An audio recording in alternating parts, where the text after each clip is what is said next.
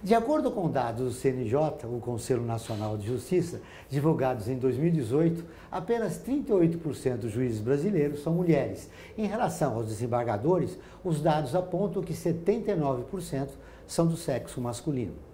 A presença de mulheres diminui ainda mais em cortes superiores, como o Supremo Tribunal de Justiça, o STJ, e o Supremo Tribunal Federal, o STF, onde a presença feminina corresponde a apenas 16%. O que está por trás de pouca representatividade feminina no Poder Judiciário? Para falar sobre o assunto, recebemos no programa de hoje a juíza e desembargadora aposentada Kenarik Bonjiquian. Olá, eu sou Joel Scala. Está no ar o Observatório do Terceiro Setor, o olhar da cidadania.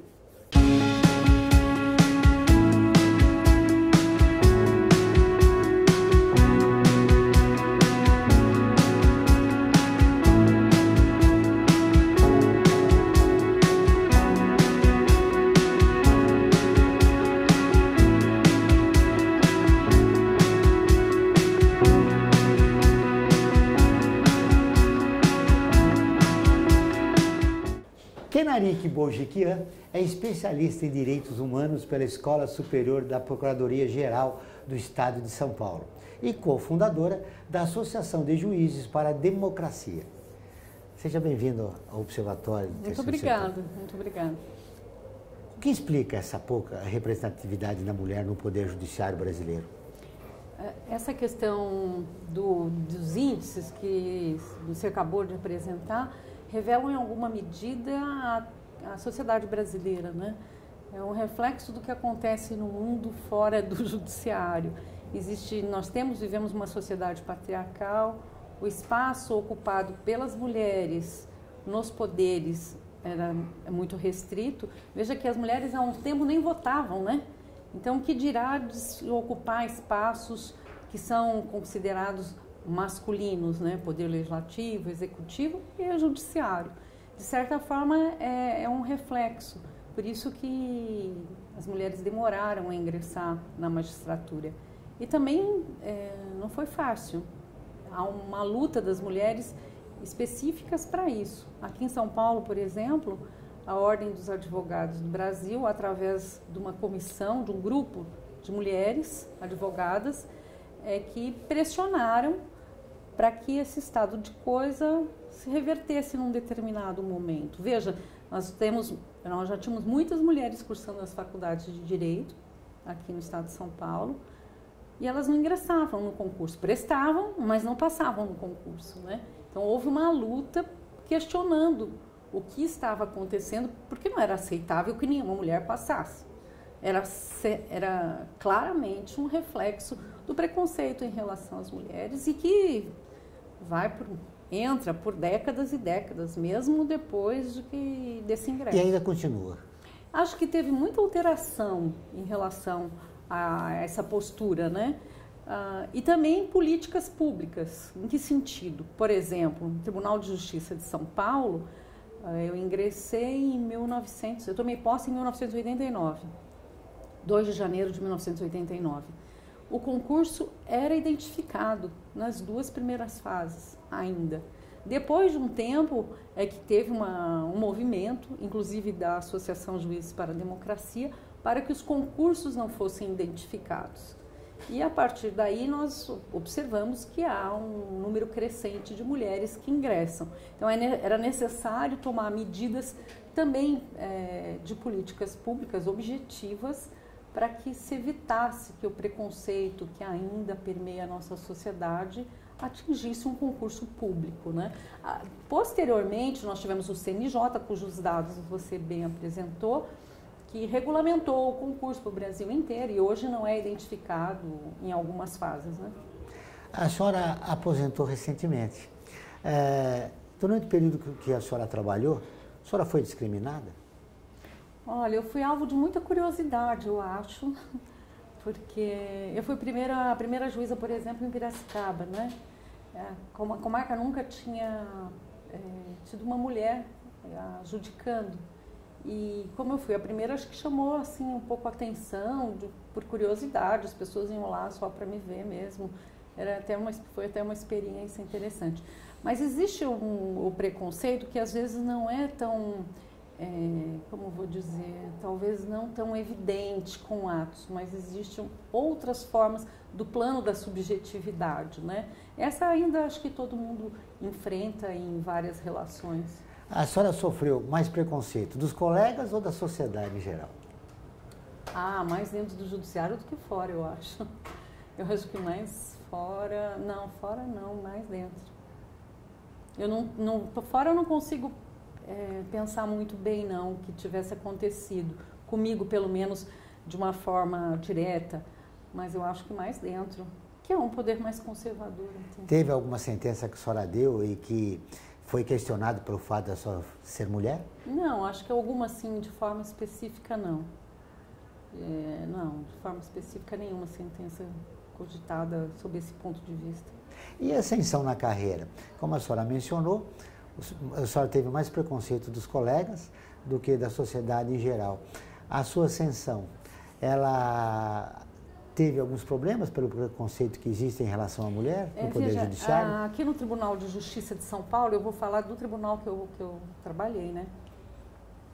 O critério para ascensão acaba, a grosso modo, sendo o da antiguidade. Então, por que nós temos tão poucas mulheres na segunda instância como desembargadoras? Porque elas demoraram a ingressar. E a carreira, para você ter ascensão, ela exige todo um caminho que todo juiz deve percorrer. Então, você começa num determinado nível de comarca, depois vai subindo, chega até a capital, ou instância final, hoje é o nome assim que se dá, e depois vai para o tribunal. Então, você obrigatoriamente tem que fazer esse caminho. É a regra, é a lei. E demora um tempo mesmo. Por isso que nós temos pouquíssimas mulheres em São Paulo, não chega nem a 10%. Você deu o índice geral de 20% de mulheres nos tribunais de justiça ou na segunda instância. Aqui em São Paulo é cerca de 10%, porque em São Paulo nós demoramos a ingressar, nós mulheres. Só por volta de 81 que nós tivemos as primeiras mulheres, e foram assim, 3, no outro concurso 1, no outro concurso 2. Então, até chegar num número equilibrado, vamos dizer assim, ainda vai demorar em São Paulo, ainda demora. Embora nos concursos de ingresso, a gente já tenha um número muito significativo de mulheres. Todas as terças e quintas-feiras, ao vivo, às 14 horas, tem programa de rádio Observatório do Terceiro Setor, onde recebemos especialistas que, junto com os ouvintes, debatem os principais temas da atualidade e do terceiro setor. Você pode ouvir pela Rádio Trianon AM 740 ou em qualquer lugar do mundo, pela internet, do seu celular, computador ou tablet, que aparece no link na sua tela. Voltamos depois do intervalo.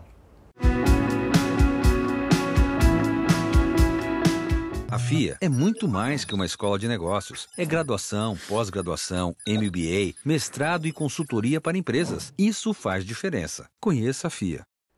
Olá, eu sou Laura Gelbert, da ONU News. Notícias das Nações Unidas e do mundo você acompanha na página e nos programas do Observatório do Terceiro Setor, parceiro da ONU News. E para acompanhar diretamente a ONU News em português, acesse nossa página e redes sociais. Até lá!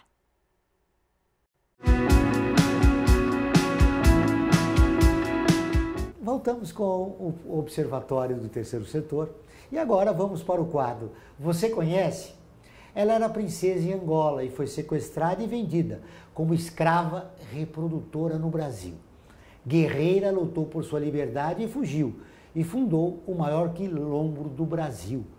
É a avó do Zumbi dos Palmares, Princesa Aqualtune. Você conhece? Aqualtune foi uma princesa africana, filha de um rei do Congo. Liderou em 1665 uma força de 10 mil homens na Batalha de Mibiwila, cidade localizada na atual Angola, entre o Reino do Congo e Portugal, e foi capturada com a derrota congolesa.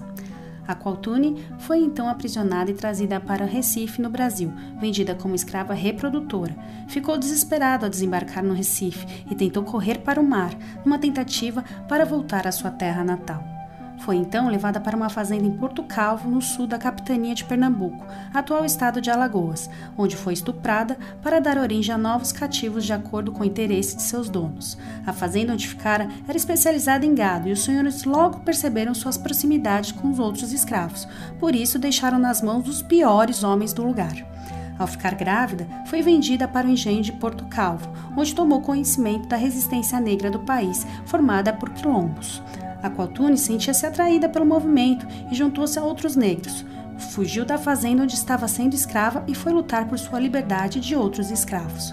Foi durante o 6º mês de gravidez que Aquatune ouviu falar do Reino dos Palmares. Então se juntou a um grupo de escravos e rebelou-se contra a Casa Grande. Conseguiu sair dali e pelo trajeto foi atraindo mais negros para o seu grupo, somando cerca de 200 pessoas em direção a Palmares. Chegando ao local, Aquatune virou líder. Conta-se que ela teria fundado o Quilombo dos Palmares. Ali, a mulher teria dado à luz a 2 homens, que se tornariam guerreiros e também entrariam para a história, como Gangazumba e Gangazona. Ela também teve uma filha chamada Sabina, que seria mãe de um garoto chamado Zumbi, que ficou conhecido como Zumbi dos Palmares. Apesar de ser pouco lembrada pelos livros de história no Brasil, Aquatune foi uma figura muito importante para a história da população negra durante o período colonial. Ela simbolizou liderança e luta dentro do sistema escravocrata e passou isso adiante através de seus herdeiros e de seu comando no Quilombo. Por ser escravizada e perseguida, não tem registro de como foi sua morte. Existe uma lenda na África que os deuses teriam tornado uma guerreira. Aquatune era um ser imortal. Ela teria se transformado em um espírito ancestral que conduziu seus guerreiros até a queda definitiva do Quilombo dos Palmares em 1694. Aquatune foi uma guerreira que, além de lutar por seu povo e liberdade, foi uma figura muito importante na representação feminina, sendo uma das poucas mulheres da sua época a liderar um grupo grande de homens e, ao mesmo tempo, cuidar do seu povo. A violência contra as mulheres vem desde a época da escravidão. Essa luta já incorporada, né, nas mulheres contemporâneas, né, dos dias de hoje, ainda sofre muita incompreensão na sociedade. Sim, com certeza. É curioso porque eu não sabia que você ia apresentar essa princesa. E eu estou com uma anotação que eu vou me dar o direito aqui de ler, por favor. Que é muita coincidência. É um trecho de um texto do Darcy Ribeiro. Descendentes de escravos e de senhores de escravos, seremos sempre servos da malignidade destilada e instilada em nós, tanto pelo sentimento da dor, intencionalmente produzida para doer mais, quanto pelo exercício da brutalidade sobre homens, sobre mulheres, sobre crianças, convertidas em pasto de nossa fúria. A mais terrível de nossas heranças é essa de levar sempre conosco a cicatriz de torturados impressa na alma e pronta a explodir na brutalidade racista e classista. Ela encandece, ainda hoje, em tanta autoridade brasileira predisposta a torturar, se viciar e machucar os pobres que lhe caem às mãos. Eu achei curioso porque eu acabei entrando com esse papel aqui para falar com você e ficou comigo. Esse papel era para estar na minha bolsa, mas foi muita coincidência. E, de fato, as mulheres que foram trazidas para o Brasil e foram aqui escravizadas, elas trazem toda uma história de luta que é pouco revelada. A verdade é que a gente não fala muito dos nossos heróis negros, das nossas heroínas negras, das heroínas muito menos. A gente não cultua isso é muito ruim. Então eu fico muito feliz de ter mostrado justamente hoje essa personagem e lembrar que aqui em São Paulo, que as ruas, que são uma forma de homenagear a nossa própria história, em São Paulo acho que só cerca de 10% tem nome feminino. Então você vê que a luta está em todos os lugares onde a gente anda e ela vem de muito longe. Essa história de resistência das mulheres que sofreram tantas violações sexuais, a gente sabe o que eles faziam com as mulheres escravas e hoje a história se repete, é muito longa. Quando eu tomei posse como desembargadora, a sala da posse é lá no Palácio, né? E eu lembrei naquele dia que naquele espaço eu assisti um júri que foi muito importante, que era de um cantor, agora fugiu o nome, Lindomar Castilho. Foi um grande júri, porque ele era muito conhecido, né? O réu era uma pessoa muito conhecida. Os juristas que estavam envolvidos no julgamento eram muito conhecidos, pessoas admiradas, né? Então todo mundo, eu era estudante, todo mundo queria assistir o júri, né? E eu também queria e fui lá. E naquele momento havia um grande movimento de mulheres que gritavam: quem ama não mata. Então veja, a pergunta que você me coloca me remete a essa história de luta, desde da princesa até essa história assim, do espaço que foi a minha posse, que teve um júri e que a gente presenciou esse movimento de mulheres para barrar de alguma forma a violência praticada contra elas, né? Duas coisas é importante eu contar à senhora. Primeiro, o Darcy Ribeiro, que excelente texto que a senhora leu, já fizemos um quadro dele. Quem conhece? Né? Pela sua importância para a cultura brasileira. E outro aspecto importante, eu me lembrei quando a senhora falava, no texto do Darcy, do Joaquim Nabuco. Sim. Que disse que a escravidão permaneceria por muito, muito tempo no país. E ele estava certo, né? E é o que está acontecendo, né? Até os dias de hoje, em relação às mulheres, à população negra, enfim. Agora, uma outra regulação importante que a senhora fez foi do Lindomar Castilho, que foi um cantor que matou a sua mulher porque ela não queria permanecer mais no casamento. Já eram separados. E esse foi emblemático para os movimentos feministas dos anos 80 e 90, Sim, né? isso. O julgamento acho que foi 81, se eu não me engano, né? Julgamentos como esse, a gente percebeu também um certo preconceito, não só na sociedade, mas na imprensa também em relação lutando pela observação dele, né, no caso, dizendo que era um direito dele, né, que a mulher não podia acabar com o casamento. A senhora acha que esses crimes devem ser julgados por juízes mulheres? Não necessariamente. Eu acho que não é necessário que seja uma mulher.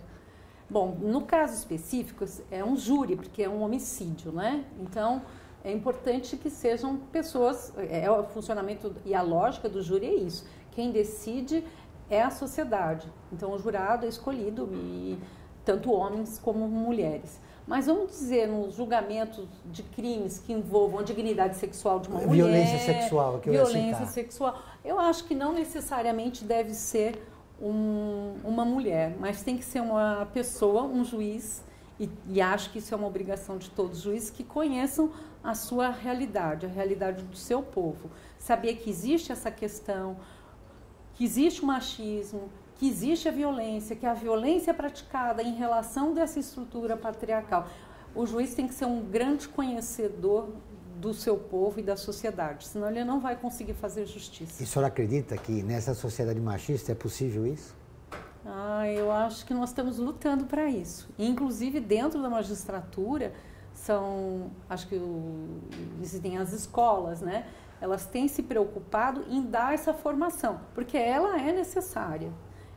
Ninguém entrou na magistratura, a grosso modo, pronto para ter todos os conhecimentos. É necessário que se aprimore. E isso é alguma coisa que a escola da magistratura, o judiciário, percebeu que era necessário dar treinamento, capacitação sobre esse tema específico que machuca a sociedade brasileira, né? Agora um convite para você que está nos acompanhando. Curtir a página do Observatório no Facebook. Ela é visualizada por mais de 700 mil pessoas por semana e está sempre atualizada com notícias do terceiro setor, do Brasil e do mundo. Faça como mais de 400 mil pessoas e siga a nossa página. Nós vamos para um rápido intervalo, mas antes você vai conhecer um dos artigos da Declaração Universal dos Direitos Humanos, que faz parte da campanha do Observatório. Direitos humanos são direitos de todos.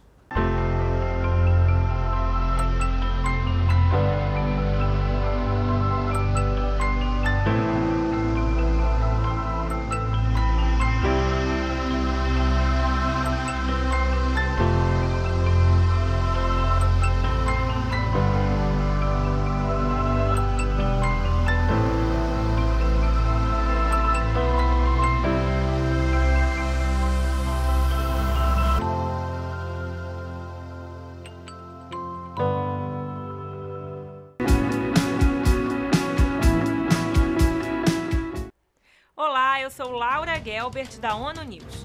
Notícias das Nações Unidas e do mundo você acompanha na página e nos programas do Observatório do Terceiro Setor, parceiro da ONU News. E para acompanhar diretamente a ONU News em português, acesse nossa página e redes sociais. Até lá!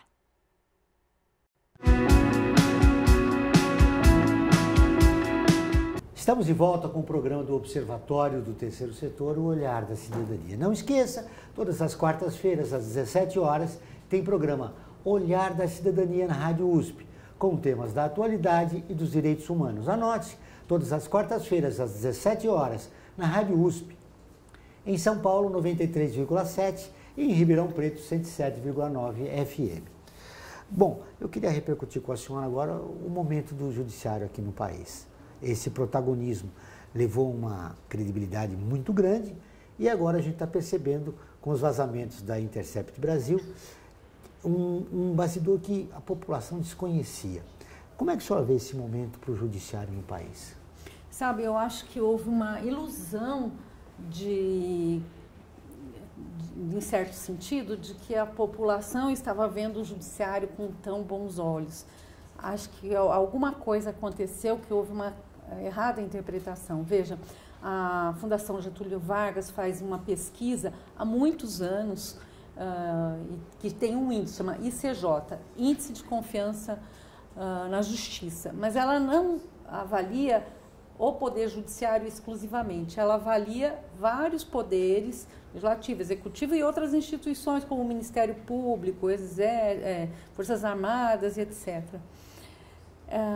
O ICJ, no último levantamento feito, mostrou uma queda muito significativa do judiciário. De 2013 para 2017, caiu cerca de 10%, sendo que nos anos anteriores, antes de 2013, o judiciário estava assim, sempre no mesmo patamar de confiança. Então, há uma queda muito significativa. O Ministério Público, que também entrou aí nos holofotes e tal, teve uma queda de 22%. Quer dizer, é muito significativo que nós tenhamos uma queda do judiciário justamente nesse período que ele ficou com muitos mais luzes e parece, o indicativo é que isso está caindo. Eu acho que isso é um grande sinal para o judiciário para entender os próprios limites. Acho que nós precisamos, com tudo isso que está acontecendo, entender que os limites são os que estão na Constituição e que cada juiz não pode inventar a sua Constituição. Nós temos regras a cumprir e não importa se a pessoa diz que está fazendo para o bem, etc. e tal. Não dá, porque senão cada um julga o que é seu bem, julga o que é o bem do outro e nós não podemos fazer isso. É aquilo que você falou do ativismo. O ativismo, o problema é o juiz substitui o seu pensar pelo pensar da sociedade. E o pensar da sociedade está onde?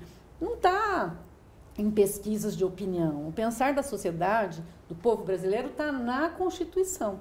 E esse é o respeito que nós temos que ter. Se nós avançamos e começamos a decidir de acordo com o nosso pensamento, usamos estratagemas, usamos mecanismos que não são os que obrigam o judiciário, nós vamos cair na descrença cada vez maior. Infelizmente, é isso que está acontecendo e essas revelações que Intercept e outros veículos de comunicação estão apresentando é um avançar de papéis, né? O judiciário é juiz e só, não dá para ser outra coisa. E a responsabilidade é do juiz, ex-juiz, né, o Sérgio Moro, me parece indiscutível. Sim. Olha, eu vou dizer muito sinceramente, eu já havia sinais de quem está na área do direito que ele atuava com imparcialidade. Eu não consegui imaginar, sinceramente, que nós pudéssemos chegar num ponto que chegou. São muitas situações de enorme gravidade. É inaceitável. E ele ainda diz que isso é normal, gente. Não é normal. Eu acho que tem que ficar bem claro. Os juízes, em geral, não fazem isso. Se alguém faz, está fazendo de forma errada. Eu não vou dizer que não existem juízes que não agem corretamente. Existem juízes corruptos, se você me perguntar, é claro, infelizmente existem, mas a corrupção não se dá só por dinheiro, né? Eu estou falando corrupção no sentido geral. Você se corrompe quando você quer fazer valer as suas ideias, os seus sonhos, o seu modo de ver, o seu modo de pensar, o que você deseja, a sua visão política, econômica. Isso é inadmissível, né? Então, assim, a conduta de você querer dirigir uma investigação é inadmissível. Não é papel do juiz fazer isso, nós vamos julgar. Dizer qual é a testemunha que você deve ouvir ou não deve ouvir. Sabe, são coisas, assim, de uma gravidade enorme, enorme. Eu não tinha ideia que pudesse chegar nesse nível de coisa. Então, as decisões que ele tomou em relação ao julgamento do ex-presidente Lula, a senhora acredita que devem ser anuladas? Um juiz, um processo só é válido para qualquer pessoa se você tiver um juiz imparcial. Então, se você tem um processo, você, Joel, tem algum processo, ou você que está nos ouvindo, você tem algum processo, você pode querer que este juiz que vá te julgar seja amigo e diga para o promotor, olha, rola essa testemunha aqui, que aí fica melhor. Você vai dizer, olha, não faça isso. Você vai analisar as razões do que um promotor vai colocar aí para você depois julgar. Você vai querer um juiz desse? Você vai querer um juiz que oriente, por exemplo, numa separação, uma mulher com um homem? O homem vai querer que ele se acerte com o advogado da mulher? Ou vice-versa? É inadmissível. Então, assim, o sistema brasileiro exige que o juiz seja imparcial. Significa que ele fique distante das duas partes do processo. Significa que tudo tem que ser público. Isso é um mecanismo, né? Então, tudo que está no privado está errado. Porque se fosse correto, estaria no público. E o público, o que que é? Dentro do processo, em nenhum outro lugar. Então, o processo julgado por juiz imparcial é uma fraude, não é um julgamento justo. Julgamento justo é aquele que o juiz se mantém imparcial. E se o juiz é imparcial, o resultado tem que ser a nulidade dos atos que ele praticou e ter um outro julgamento por um juiz que seja imparcial mesmo, né? Muito bem, a posição dele acabou dividindo, né, o mundo jurídico. A gente sabe que existe um corporativismo muito grande no Poder Judiciário. Foi isso que acabou levando a essa situação?